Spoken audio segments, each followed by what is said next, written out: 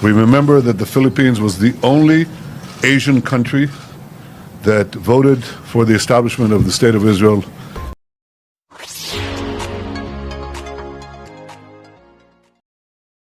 States. One is China, and the other is Qatar, and they are organizing an attack on Israel.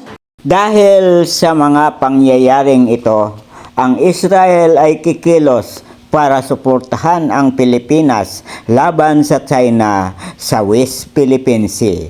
At tulad ng mga nagdaang laban ng Israel, ang tinatarget nila ay hindi mga civilian, kundi ang una ay mga leader at military facilities ng kalaban. And if bad comes to worse, when the going is getting tough, it is a possibility that the biggest dam in the world, Gorges Dam, will become a target. Knowing Israel, they have all the capabilities to do it. Dapat kabahan na yang si Xi Jinping yun.